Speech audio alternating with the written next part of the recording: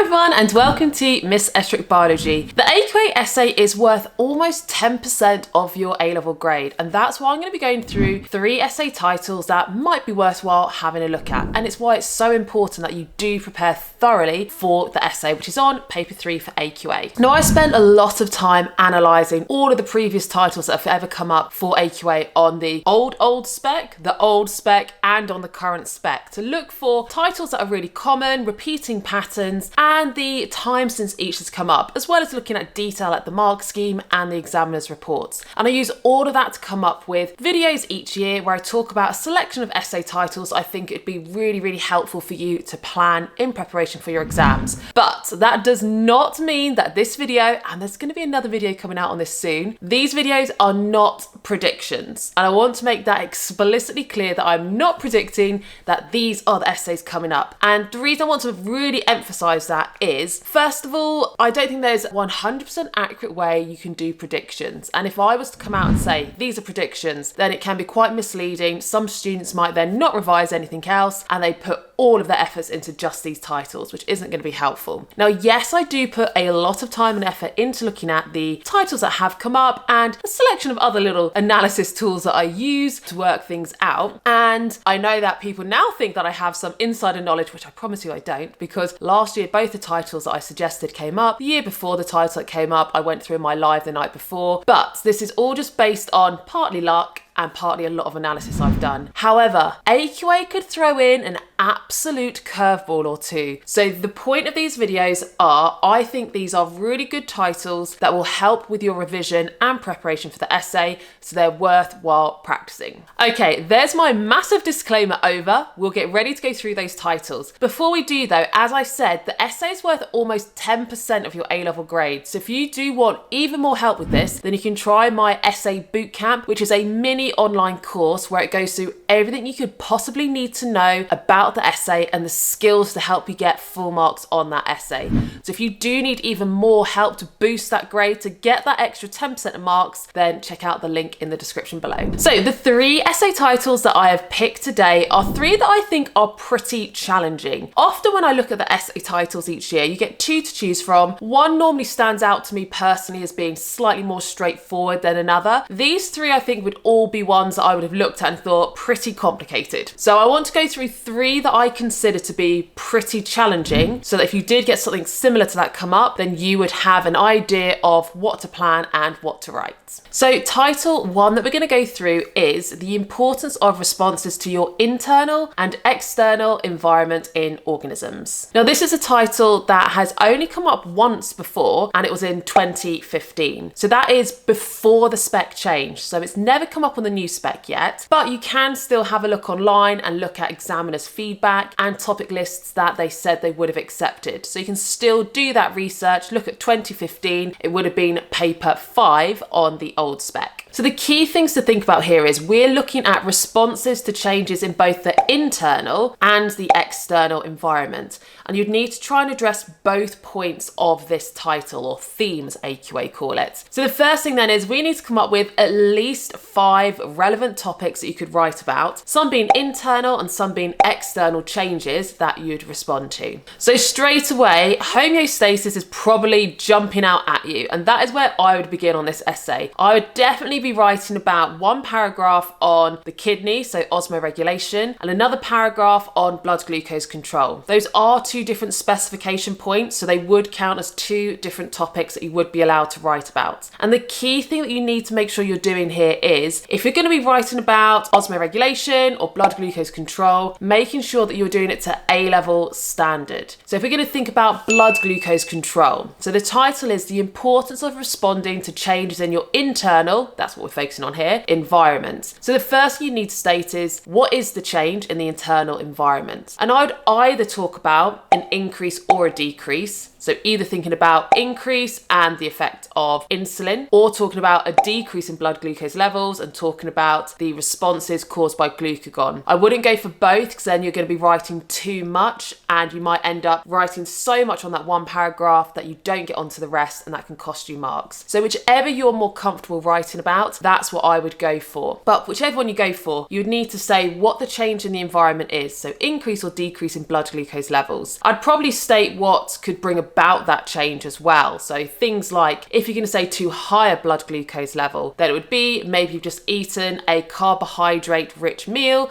So you had lots of starch that was hydrolyzed into lots of maltose and then glucose and absorbed into the bloodstream in the ileum. So you've now addressed why there's an increase in blood glucose levels. Then you need to go through the process of talking about how that gets detected. So that glucose in the blood is going to be transported around, and it is your beta cells in the islets of Langerhans in your pancreas that detects that increase in blood glucose. So you would have to explicitly say what the receptors are. So the beta cells release the insulin and they are the receptors. So then we need to talk about what is the effector, what are the responses. So the insulin is a hormone that's going to be transported around in the blood. It can attach to receptors on the liver cells. That's the one I'm going to focus on. Yes, you do have it in the muscle cells as well, but we're going to focus on the target organ, or I would, the target organ being the liver cell. And the insulin is complementary in shape. It is a protein hormone, so it's complementary, unique 3D shape, combined to the receptors on the liver cells, and that is then what is going to initiate a series of responses. So the first response I'd be talking about is when that insulin binds, it changes the shape of those proteins embedded within the membrane of the liver cell. And this change in shape to those channel proteins on the liver cells results in more glucose being able to be absorbed from the bloodstream and taken up into those liver cells. And that's the first way that we're reducing the blood glucose levels. You're removing that glucose from the blood and it's going into the liver cell. But then the next thing is that glucose that's now in the liver cell needs to be stored as glycogen, otherwise it's going to affect the water potential of the cell. And that's the next thing that insulin is able to do. So insulin results in the activation of enzymes that are able to convert the glucose into glycogen. So it's catalyzing that condensation reaction, forming those glycosidic bonds, so you have that insoluble store of glucose in the form of glycogen. You can actually also mention the fact that the insulin is going to cause vesicles to be moving up and fusing with that cell surface membrane of liver cells, and therefore embedding more protein channels for glucose as well, and that's why glucose is removed. So that's a very brief overview of the blood glucose control, but I've got a whole video on that if you want the full details. But it's just making sure for the essay, those are like your key points that you're going into. You need to say what causes the change, what the change is, what the receptor is, what the effector is, what the responses are, and making sure you're explaining that. All of that though would just be your AO1. So you there are talking about the response to a change in your internal environment. The next thing you need to do is though the AO2, which is where you're saying why is that response so important? And this is going to depend on whether you went for too high or too low a blood glucose level. I've just talked about insulin, and that is causing a reduction in the blood glucose.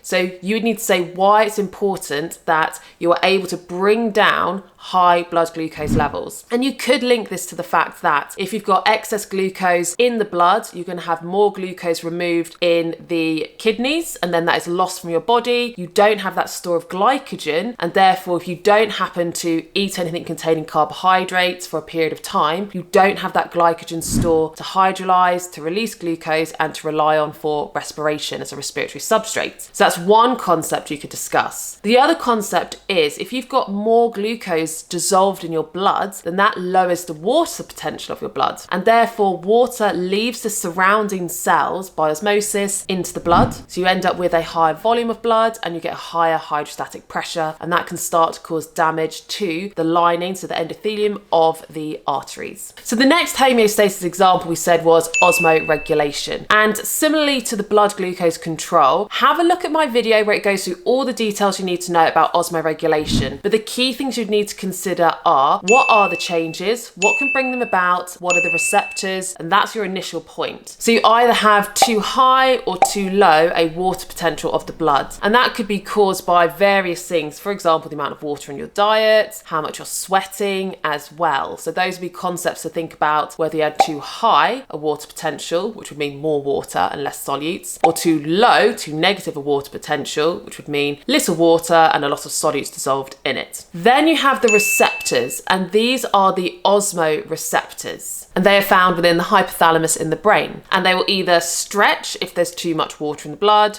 or they shrivel if there's too little water in the blood, because water will either move in or out of them by osmosis. This will either cause the hypothalamus to produce more or less ADH, which then goes to the pituitary gland, which is what releases the hormone into the blood. So depending which way round you were talking about this, ADH is going to cause more aquaporins to be embedded within the walls of the collecting duct and the distal convoluted tubule. And aquaporins are protein channels that water can move through. So if you have more of those embedded within the walls, that means more water is going to be reabsorbed from that filtrate in the nephron back into the blood, and therefore you end up with more concentrated urine and more water is returned to the blood. So depending on whether you were saying the water potential was too high or too low will determine which way round you're talking about that. Then once you've gone through that whole process of osmoregulation, you need to get on to why is it important that we can control the water potential of the blood. Now there are some similar ideas here to what we talked about for the blood glucose if we're thinking about blood pressure, but that's okay. So if you have too low a water potential of the blood, that means you're going to have very, very concentrated blood or not much water, and you could link this to some of the properties that water has. So the fact that water is a metabolite, so if you don't have enough water in the blood, then you won't have water that is needed in the cells for necessary chemical reactions. Water is also needed for sweating, so to provide a cooling effect. So if you don't have enough water in the blood,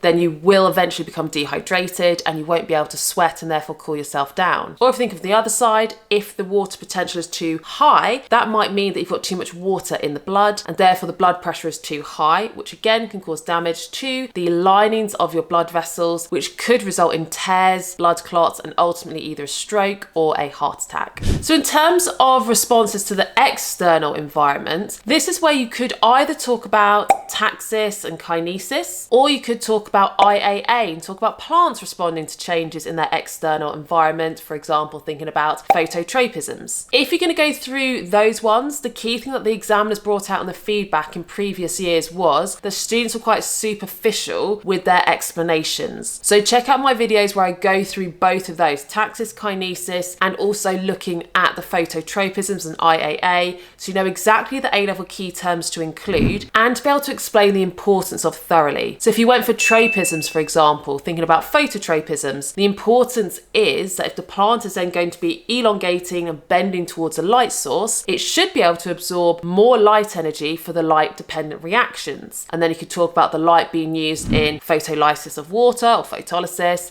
and photoionization of chlorophyll, and talking about those processes briefly. You might also talk about responses in terms of in humans, so maybe talk about a receptor. You might talk about the rod cells or cone cells or the Pacinian corpuscle. Talk about how those receptors are able to respond to their particular stimulus, how it results in the generation of an action potential, and then why it's important that you can respond to light or that you can respond to pressure changes in your fingers. So there's another range that you could think about linked to more response and the nervous system. Three other key topics that I potentially include would be response to carbon dioxide, and this could be thinking about hemoglobin and the Bohr shift. So you could talk about hemoglobin, the quaternary structure, and how the slight changes in that structure because of an increase or decrease in acidity from carbon dioxide affects the affinity. Then thinking about why that's important, well, the whole point of the Bohr effect is it's important because it means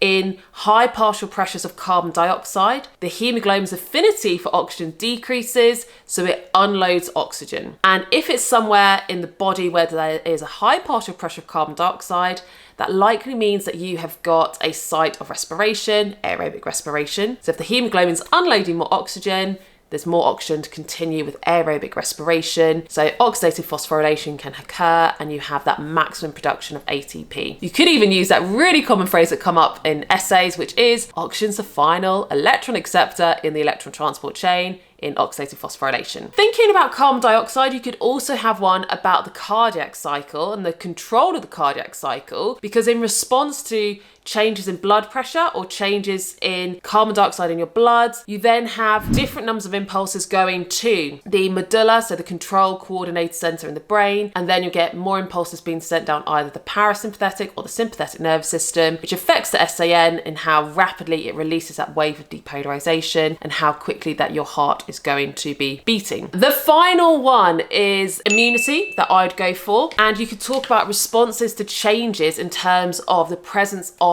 pathogens, antigens in the body, and go through the humoral response. So I've gone through some of those quite briefly, but all of them, the key thing is describing what the change is, what the response is to it, and then how that is important or why that response is important. So all of those different topics that I've talked about today, if you want full details on them, I've got separate videos on all of the A-level topics, and I'd go through in those what the change is, what causes the change, how to respond to the change, and I'll say why it's important in each video. And that can then be used for you to come up with your plan and then practice writing the essay. Now, I have got a list here that came up in 2015 when this was the essay title. Here was a list of all the topics that they said they would accept, but bear in mind this is the old spec, so the way that they title each topic is slightly different. The next essay title I think is really tricky, and it's come up 3 times, but it's not come up for 10 years. So the different thoughts I had about this was, number 1, it's just really tricky, so it's good revision to practice it. Number 2, it's not come up in 10 years, so maybe it's time. Number 3, it's already come up 3 times, so they clearly like this essay title, but that could also maybe mean that they wouldn't go for it again because it's already come up 3 times. However, as I said, we're not really focusing on predictions, we're focusing on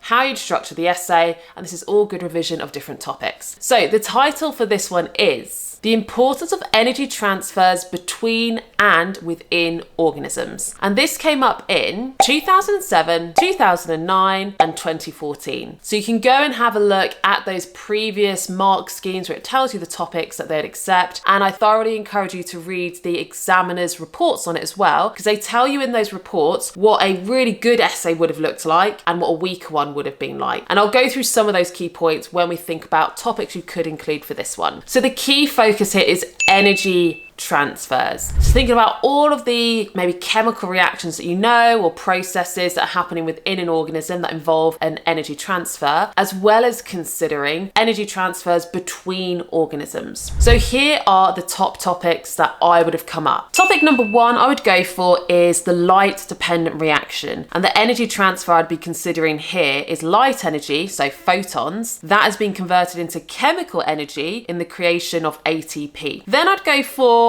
phosphorylation in respiration. So in aerobic respiration and in anaerobic respiration, the first step is glycolysis, and in that stage you have energy being transferred from ATP. The inorganic phosphate is then added onto glucose, phosphorylating it, so the chemical energy has been transferred from ATP to glucose. I'd also include a third topic on chemical to kinetic energy, thinking about the sliding filament theory in muscles. So this is your chemical energy from ATP. When you break the bond between the inorganic phosphates, that is releasing energy which is needed in that sliding filament theory to enable that movement, so kinetic energy. We also need an energy transfer between organisms. So this is where I would be thinking about energy transfer through an ecosystem with a food chain. This one you'd have to be really careful with though, because you do learn this at GCSE. So we'll think about how we can make that A-level in a minute. Another one that you could talk about could be how ATP is going to change the shape of protein carriers. So just thinking about active transport in general, describing it as a process, how the chemical energy from ATP is used to create that change in shape, so kinetic energy for the conformational change of that protein. So those are 5 possible paragraphs, and the main feedback that came from the examiners was for the biochemical one, so photosynthesis and respiration. They said lots of students just wrote everything they could remember about photosynthesis or respiration, just talking about the chemistry, and they weren't linking it back to the theme, which is energy transfer. So you don't need to talk about the whole process, just pick out, like I did there, the 2 relevant bits, so light dependent reaction, and I went for glycolysis. But you could talk about oxidative phosphorylation, because there's energy transfer there from kinetic energy of ATP synthase moving to create ATP, which is then chemical energy. But this is the key focus focus. What is the energy transfer? It might be that you're going from one form of energy to another. So we had light to chemical, or it might be that you're going from chemical to chemical, but you need to be stating what the energy transfer is,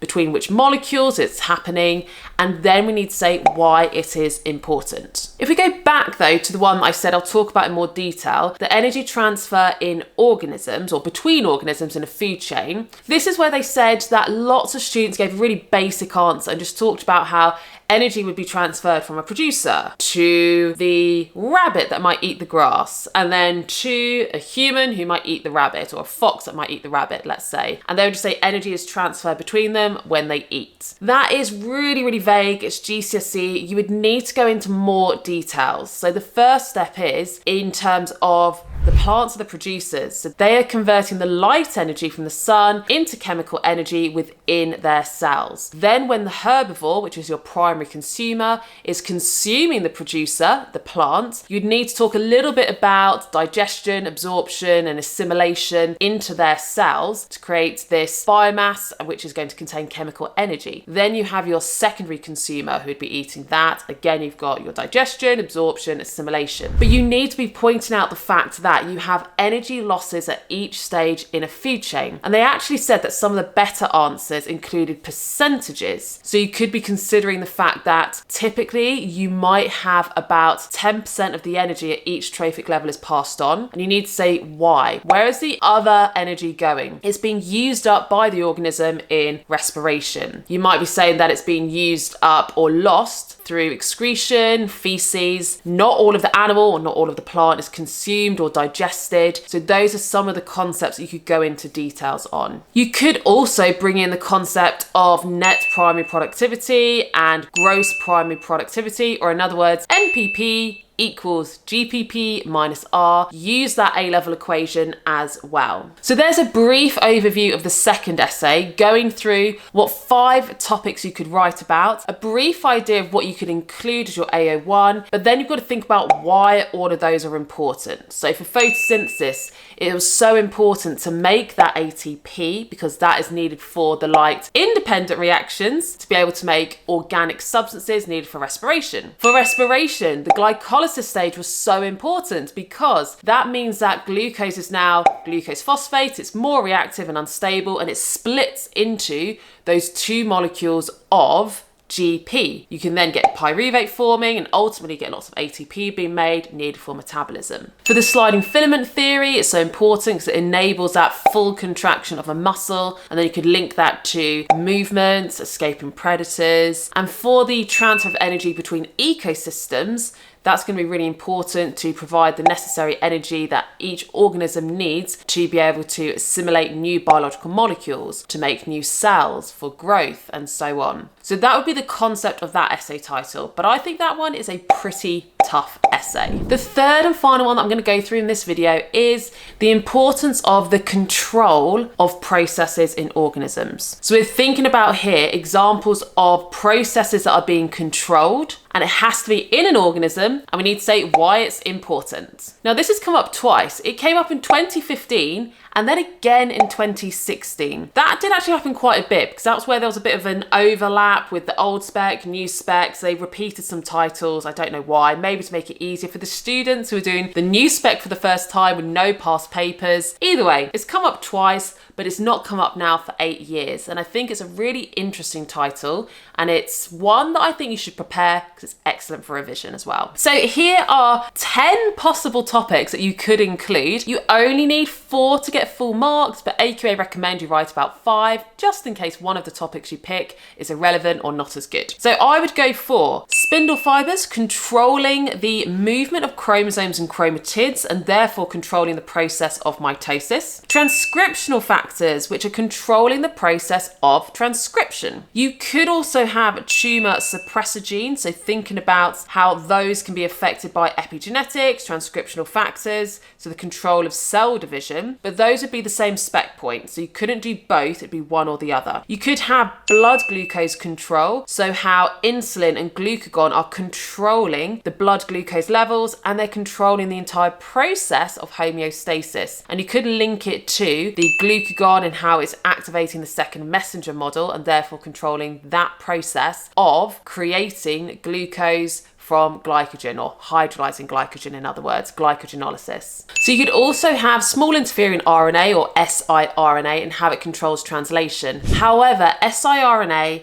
transcriptional factors and epigenetics are all the same spec point. So you couldn't have those as 3 separate paragraphs. Just pick one of them that you feel most comfortable writing about, and that would be your one topic linked to that spec point. You could have ADH and how that controls the water potential of the blood. You could have IAA and how that controls tropisms in plants. They also said that you could talk about the refractory period in your nervous response and how that controls that your action potential can only move one way along the axon, and also it controls the frequency at which an action potential can be generated. Now, in terms of beyond the spec, this was an old spec title when cholera used to be on the specification, and they said cholera would have been relevant. So you could talk about cholera as a beyond the spec point, and here is what they actually said on the examiner's report. Cholera was a popular example used to illustrate the importance of control of movement across membranes. Unfortunately, many included confused or wrong details of, for example, co-transport and how oral rehydration solutions work. So basically, if you're going to go for that one, make sure that you know the details of how cholera is going to control the movement of ions in and out of the ileum. Oral rehydration solutions maybe wouldn't be so much of a focus because that was something specific to the spec last time. So that's a huge list of topics you could include. Here's a table that shows you all of the topics that they listed, but again, this is according to the old specs, so some of the titles might not look familiar to you for those topics. So for each of those, I encourage you to write a paragraph or a plan for what the process is that is being controlled and how it's being controlled. That's your AO1. So going through the theory of how this process is being controlled, and then you need to say why it is important that that process is controlled. So we talked about somewhere it was controlling the process of mitosis and the spindle fibers. That's really important because it's controlling that you get an equal distribution of your chromosomes in the new cells, and that's going to prevent chromosome mutations from happening. We also talked about the tumor suppressor genes you could have and the transcriptional factors linked to that concept. That's really important because it's making sure you don't have uncontrolled cell division, which can lead to tumors and cancer. The importance of controlling blood glucose concentration and water potential of the blood, we talked about in previous essay titles, as well as the IAA, why that's important. We linked that to the light-dependent reaction. So what you'll start to see is the more essays that you plan, you can use the same topics and tweak the AO1 focus. So control a process or response to changes or energy transfers, but often the importance of is going to be pretty similar. So the more that you plan different essay titles, the quicker you're going to get at thinking of the importance of, and you'll improve the quality that you're able to write for the importance of as well. So there is my overview of 3 titles that I recommend you plan. I've gone through each 3 in varying levels of detail, but for all of them I've given you accepted topics that they said if you wrote about it, then that would count as relevant, and giving you a little bit of an idea of what you could write for your AO1, so describing the theory, and then the importance of, which is the AO2. But if you do need more help on the theory of these topics, as I said, check out my different YouTube videos. Just type Miss Estruch, the topic, you'll be able to find it. And if you need even more help with the essay, so knowing how to plan, how to write it, topics you can apply to almost any essay, beyond the spec information, then I've got all of that in my biology bootcamp, which is linked below. But for now, that is the end of this mega long video, and I'll be doing another one on essay titles very soon.